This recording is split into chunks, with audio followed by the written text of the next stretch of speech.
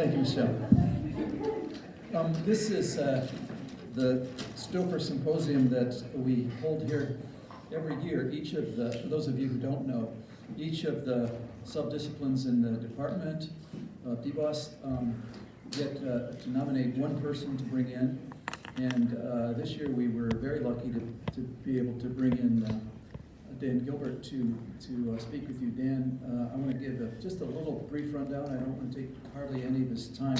So I'll give you just a quick piece of his resume, and you can and Dan can take it from there and defend himself.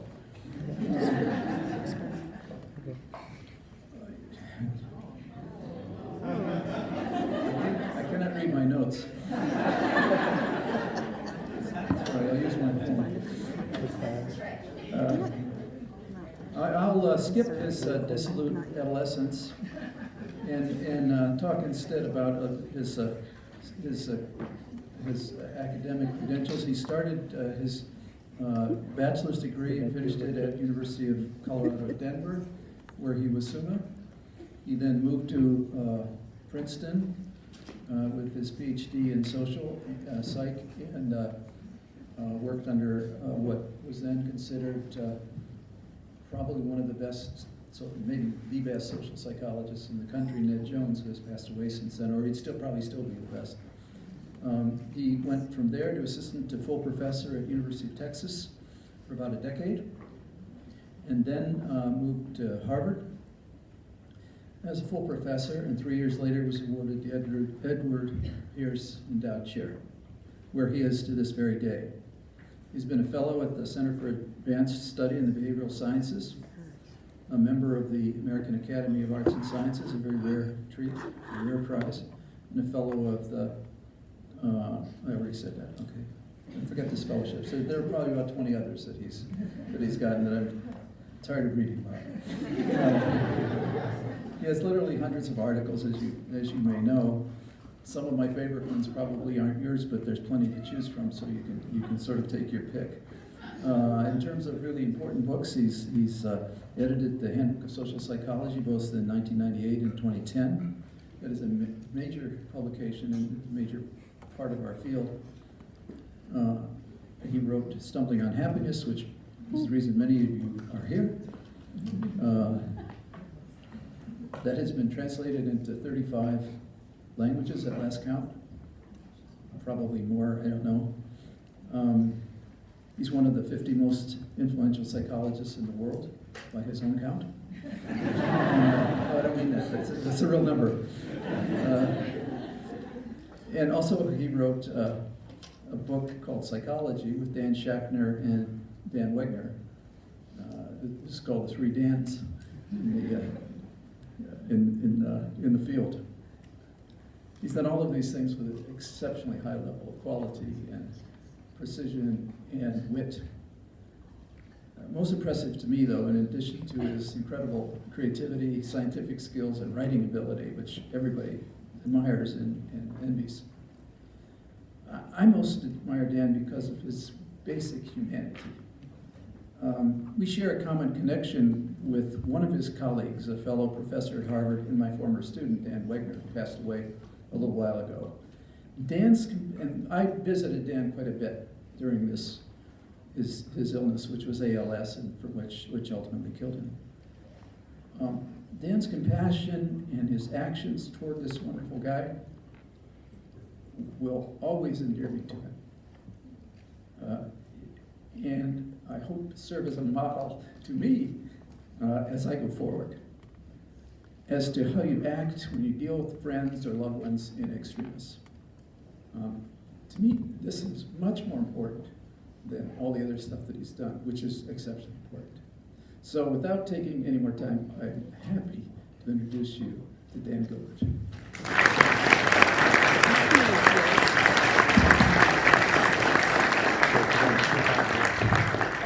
Thank you very much, Bill, for that kind introduction. if I had made up the top 50 psychologists, I would have picked a much smaller number than 50. It's a pleasure to be here.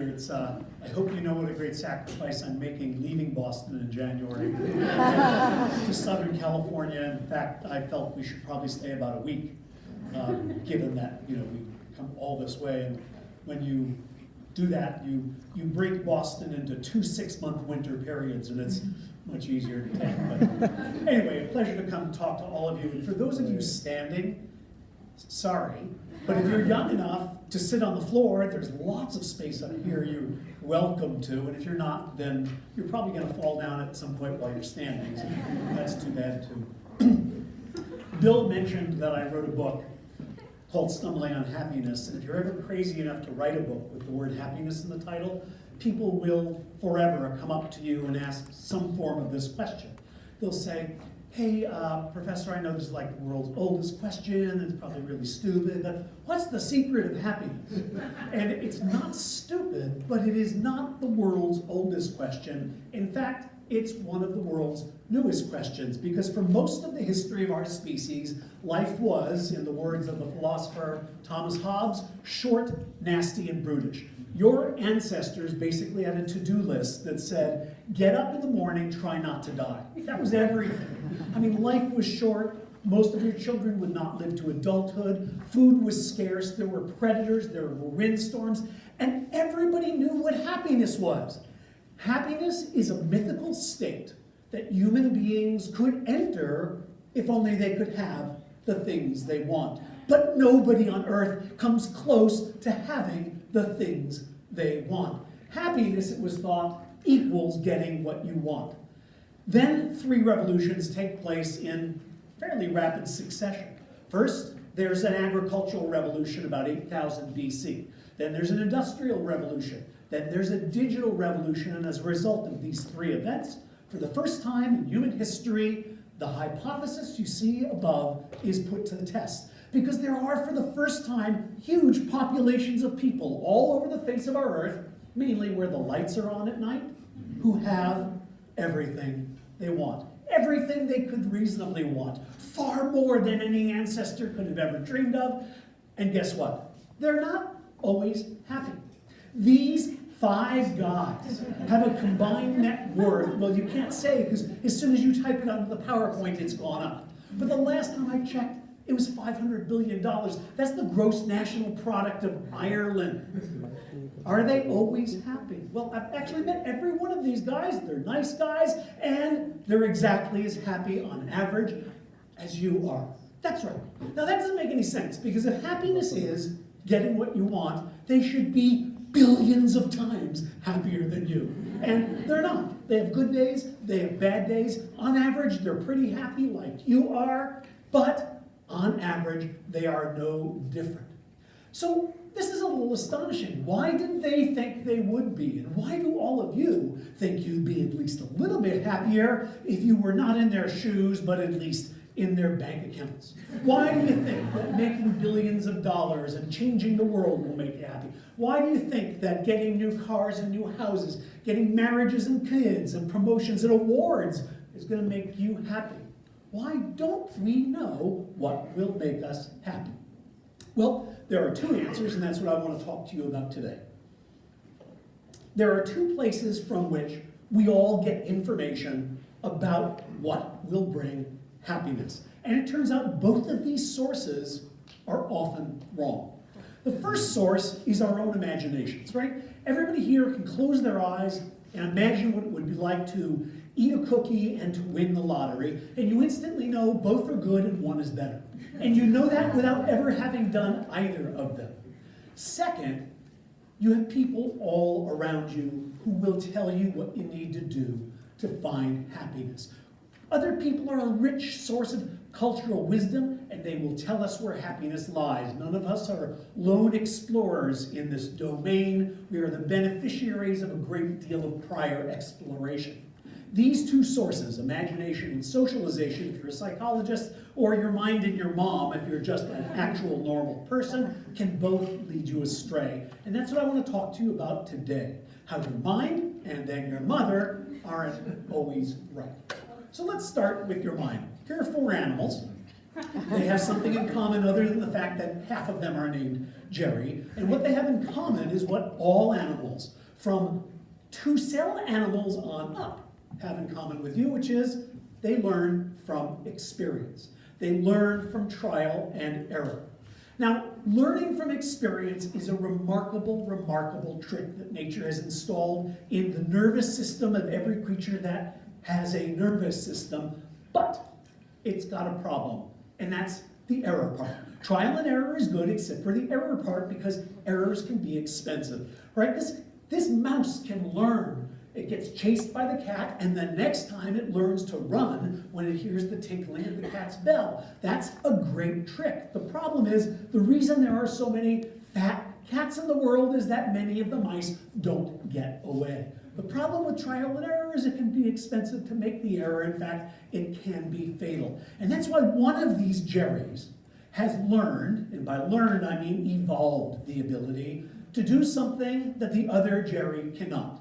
And that is, human Jerry can close his eyes and he can learn from experiences without actually having them. This is a kind of ice cream that human Ben and Jerry don't make. I know, because I had to make it on PowerPoint all myself. Now, here's the question. Why don't they make this kind of ice cream? And you know the answer. The answer is the same reason they don't make it, for the same reason you wouldn't buy it. It sounds terrible, by which you mean I can imagine that this would taste awful. All right, that's cool, but just keep in mind, if Ben and Jerry were mice, the only way they would know not to make this kind of ice cream is by making it, and then rubbing their little whiskers in it and going, yeah, it's awful, and then they would learn. But the real Ben and Jerry can learn this lesson without actually making the mistake. This is miraculous, and the reason that human Jerry and human Ben can do this is because in the last 2 million years, the human brain has tripled in size. And among the many abilities it acquired and seems to have uniquely in the animal kingdom is the ability to look into the future and think about things that have not yet happened. To figure out which things would be good and would be bad, which things will and won't make us happy. So every one of you can look at these things and you know, without going blind, without getting fired, without winning the lottery, without having an adorable baby, you know which ones are the good things and which ones are the bad things, and you even know which of the good things is the better things and which of the bad things is the worst things, because you can simply imagine them. The problem is that research suggests that imagination doesn't always do the job for which it was designed. When people are asked to imagine how happy they will be in different futures, they predictably make mistakes. And that's because imagination, this new software that's running on this new platform in the human brain, has 2 bugs in it. 2 problems that prevent it from giving us faithful predictions about how we'll feel in the future. Let me introduce you to the 2 bugs. I'll introduce you to the first one by showing you two pieces of bad science fiction art, which I tend to collect because I used to be a bad science fiction writer. So now I have a whole collection of bad science fiction art to go along with it. Now, when you look at, these are both drawings of the year 2000. Now, you might not have been able to guess what year they were of, but I bet you can guess what year they were made, roughly. What would you say? 50s. They're like me. They're from the 50s. And how do you know they're from the 50s? Because they look more like the times in which they were made than the times they are meant to portray. The way the people are dressed, the architecture, the things they're doing. All of these look more like 1957 than the year 2000. And that's because, and he slows down to make this point very dramatically, that's because when the artist tried to imagine the future, he couldn't escape the influence of the present. What happens when artists try to imagine the far future is what happens when any of us try to imagine our own personal futures, even tomorrow. I'll give you a little example. This is an experiment you could easily do in a classroom or a laboratory. You bring 2 groups of people into the lab, and you give one of them a high-calorie donut. And you ask them to eat it. the others get celery. And then you ask them, when they're finished, you ask them all a question: how many pieces of candy will you want to eat when you return to the laboratory next week? And here's what they'll say. On average, the people who eat celery will say, I think I could eat 3 next week. And the people who ate a donut will say, I think I'll only want 1. Why? Because they're full, right? They've had enough sugar. It's coursing through their veins, and they're thinking, next week I really won't want much candy. Now, they're wrong. The right answer is 3, because by next week, the donut will be, well, digested. 3 is the right answer, but 1 is the right answer to a different question. It's the right answer to the question, how many pieces of candy do you want to eat now? As if, when asked about the future, we can't stop thinking about the present. When you think about the future in the present, it's hard not to think about the present. Now, it isn't just our appetites. It isn't just what we want to eat in the future that is influenced by what we are feeling now. It's who we are. This is me at the age of, I don't know, roughly 18 years old. The young men in the audience are all going, yes, this can happen to you.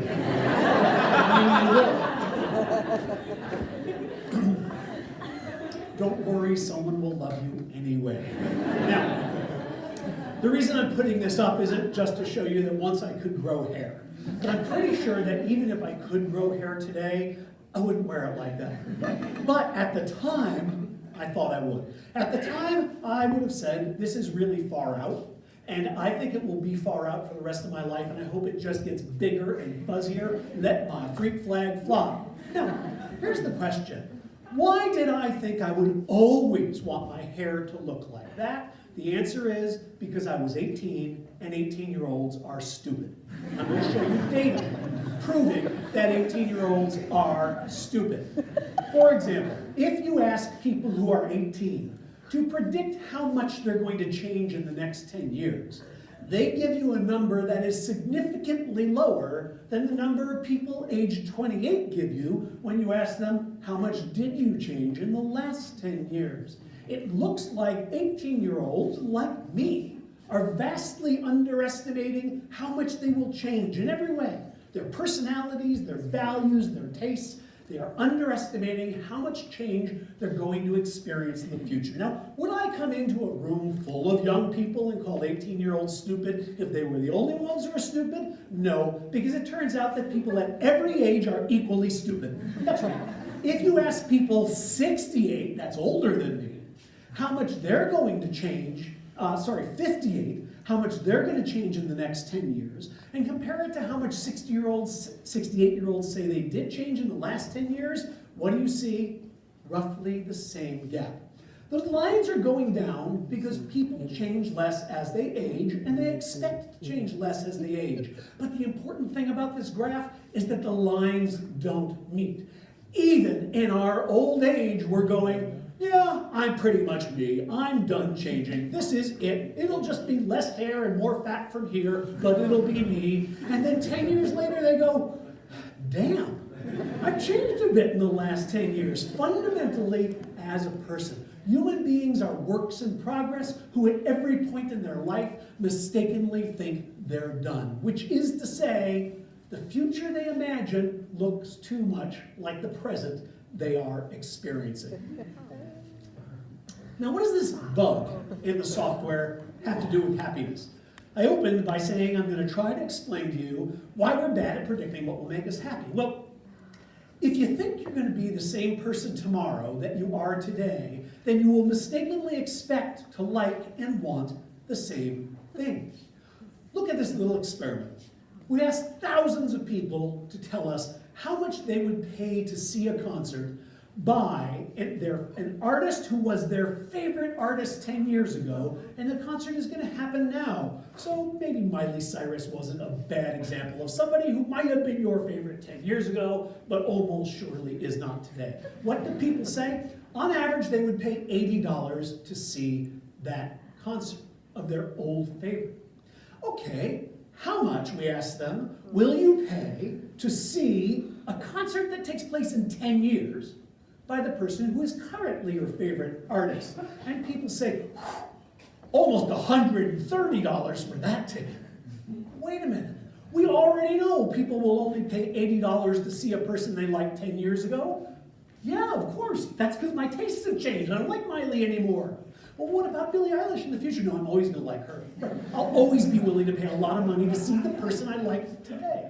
Those two numbers, of course, should be equal. So one of the reasons why we aren't always happy when we get what we want is that we're not the people who wanted it, right? We're not the people we imagined we would be when we were doing the imagining.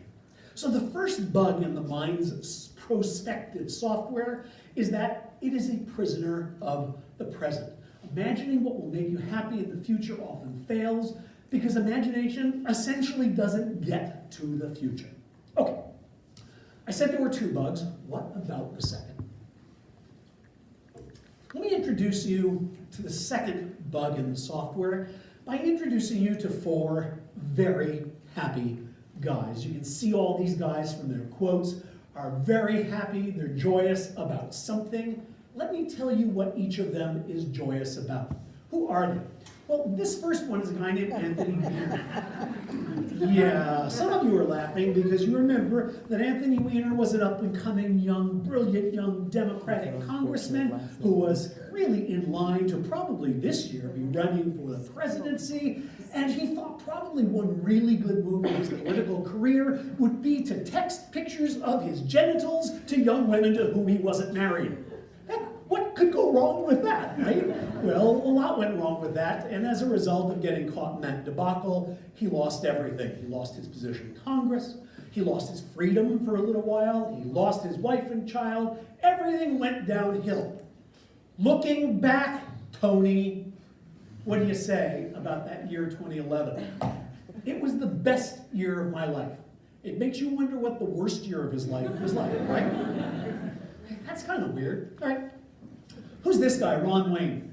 Ron Wayne co-founded a little company named Apple with his friends Steve Jobs and Steve Wozniak in 1976, and 12 days after incorporating, decided, this is really crazy, and he said, hey guys, could I get my money back?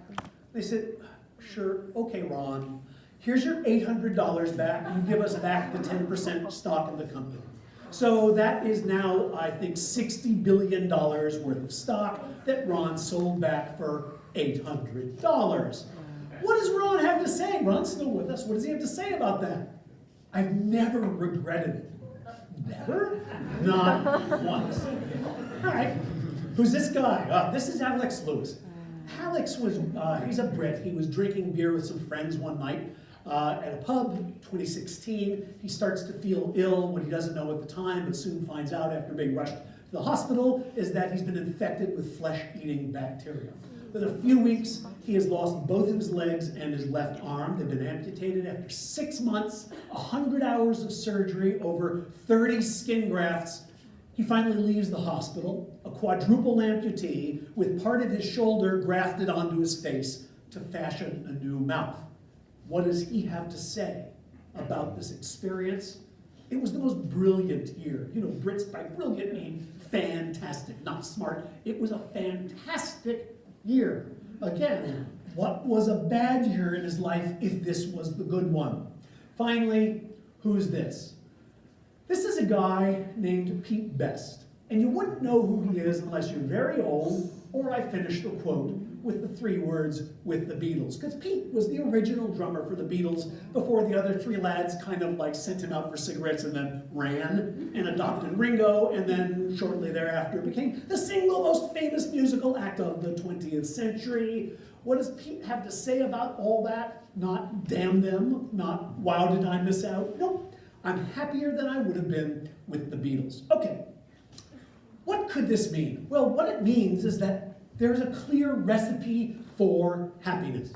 First, destroy your career and your marriage if you can manage it. Second, have all 4 limbs amputated, be young when this happens, if you possibly can. Third, sell $62 billion worth of stock for $800. And this one, pay close attention, young people, never, ever, ever, ever become a Beatle. Okay, Could this be right? Can this possibly be a recipe for happiness? It looks like a 4-step recipe for being the most miserable SOB who's ever walked on the planet Earth. But that's only because you, like most people, vastly underestimate the ability to find good in bad, the human mind's ability to make the best of bad situations, the human mind's ability to be resilient in the face of adversity.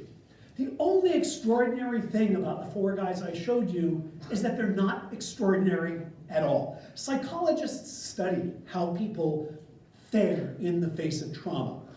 Really traumatic events, not little things like I didn't get an A in my psychology class, but big things. Divorce, loss of a family member, catastrophic illnesses, becoming the victim of violent crime. How do people fare when these things happen in their lives? Well, they show one of 4 patterns, of course. First is the pattern you would call resilience. These are people who do pretty well at the time of the traumatic event, and years later, they continue to do pretty well. There are people who do terribly at the time of the event, but then they recover, and after a couple of years, they're back to where they were. There are people who unravel. At first, they seem okay, and then slowly over time, their lives fall apart. And then finally, there are people who are just devastated. They get knocked down and they can't get up again. Which of these patterns do human beings show? All of them. Human beings are as varied as fingerprints. There's somebody in every single one of these lines. The question is, how many? Our best estimates are that it's very rare to unravel. It's not likely that people get hit by trauma and are fine for a while and then end up unhappy. About 20% of people are devastated because these are devastating events. About 1 in 5 people will not recover in the first 2 years after the tragedy. About 25% of them will, and about 50% of them will show the pattern of resilience. Think about that. About 75% of people who face the worst things human beings can face will be doing pretty well, if not just as well as ever, 2 years later. I know this is hard for you to believe unless you've experienced some of these events, in which case you're the people in the audience right now nodding your heads up and down. The only extraordinary thing about those 4 guys is they aren't atypical. I meet them every day. I had dinner last night with a friend of mine, and he said, you know, my house burned down. I said, oh my God, what was that like? And he said, it was one of the best things that ever happened to me.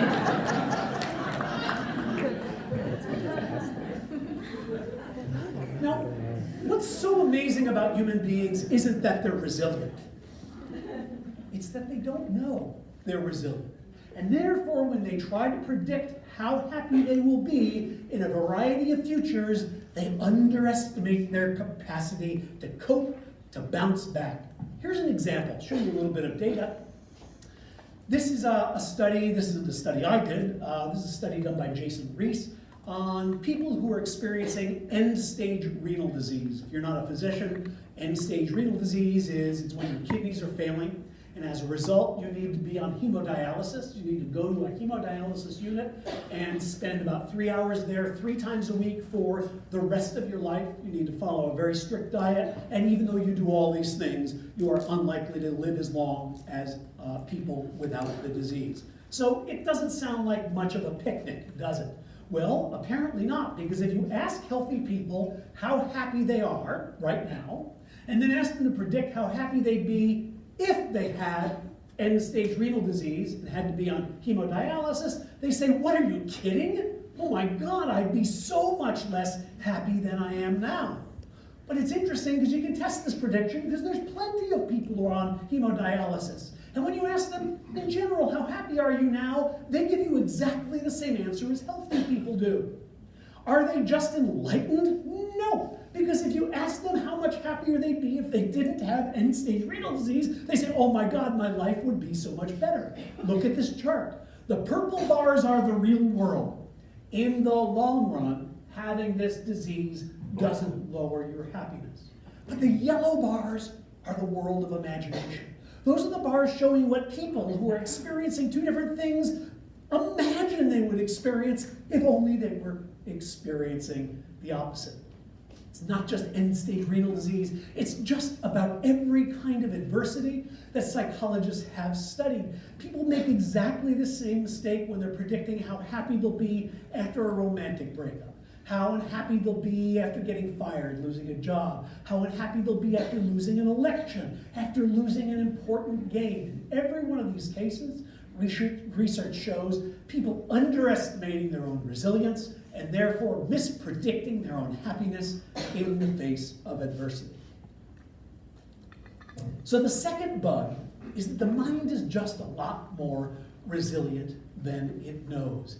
Life events aren't what make us happy or unhappy. It's how we think about life events that makes us happy or unhappy. Every one of us has the power to think of them in a positive way, the power to think of them in a negative way, and you might have known that, your mother might have told you that, but what she might not have told you is that you don't seem to know you have this power. And so when you imagine how happy you will be in a variety of different futures, you misimagine how unhappy you'll be if you just don't get what you want.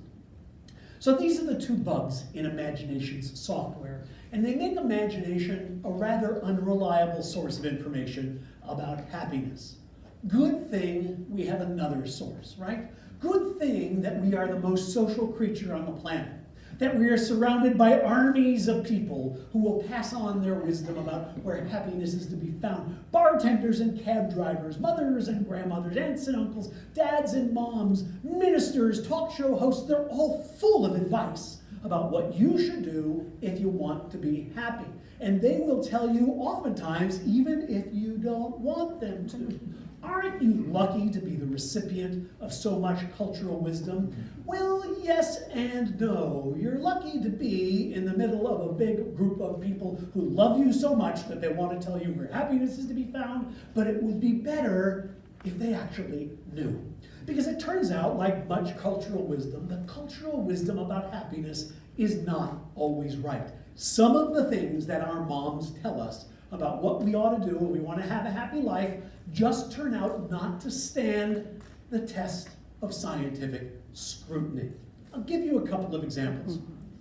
So this is my mom. I had to put circa 68 on the slide because somebody said, dude, it's creepy, your mom looks younger than you. It's like, yeah, okay, my mom's been gone for 20 years. Do you not get that I'm old? But yes, I once had a mom, and she was young.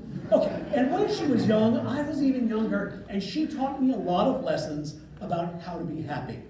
Lots of lessons. I mean, tiny little things. You know, don't grow a beard, your face is so beautiful, why are you hiding it? You'd be much happier without that.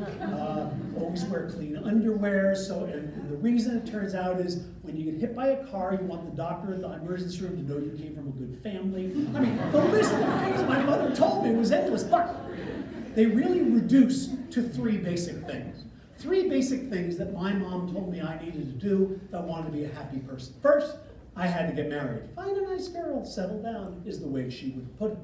Second, I needed to make money. My mom wouldn't have used the word money, but she would have said, she did say things like, you should be comfortable. Comfortable means money, right? You shouldn't have to worry. That means money. So she was giving me her code word for I should be financially solvent.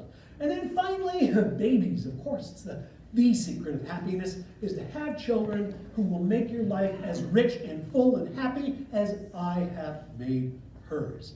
That's what my mom told me, and I always thought these were my three little private gifts from mom, but it turns out that every mother in every culture on the planet is there anybody from any part of the world whose mother didn't say some version of these three things? Find somebody, do something so you're not hungry, and have babies, a couple of them, soon. I want to be a grandparent. Yes, this is the advice that mothers all over the world give their children. Is any of it right? Well, as a result of the science of happiness revolution that has happened in the last 30 years, not in small part to some of the faculty at this institution, scientists, psychologists, demographers, neuroscientists, economists have learned a lot about whether any of these three things or all of these three things really bring happiness. Let me share with you a little bit of what they have learned. Let's just start with marriage. Now, I could ask, do you think marriage causes happiness? And in this group, almost no one would raise their hands because none of you are sitting next to a spouse. But I guarantee you that whenever I talk about this topic, after dinner in a group of people who are all married, their hands all shoot up. And they all think I'm only raising my hand because I don't want her to think I don't. But what's interesting is that's the right answer. The one that you would all give me today turns out to be the wrong one.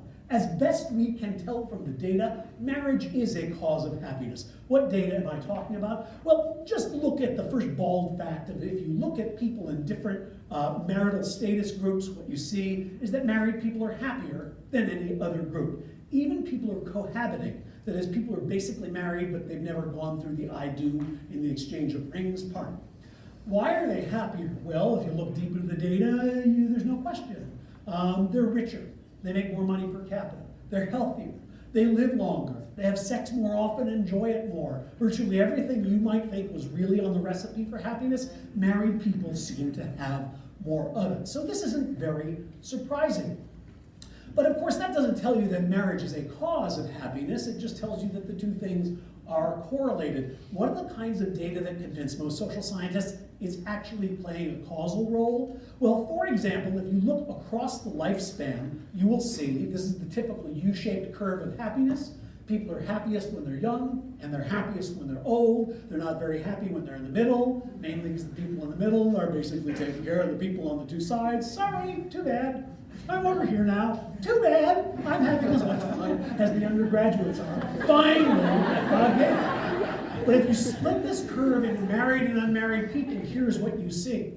You see that both of them show the same trend, but married people at every age are happier than unmarried people. You see the same thing if you follow people over time. The Gallup organization has been collecting data on happiness in America since the 1970s. And what do you see? You see that these are all Americans, by the way. What you see is that some years are happier years than others for Americans. This, by the way, has been the unhappiest year that Gallup has measured in quite some time, maybe since they began measuring. But the point is, look, despite all that up and down, what you see is the married people are way above the unmarried. Another way to summarize this graph, married people are happier in the worst year than unmarried people are in the best year.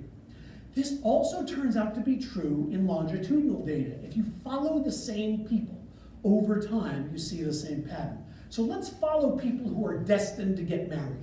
Just the people who are ultimately going to get married, you see something like this.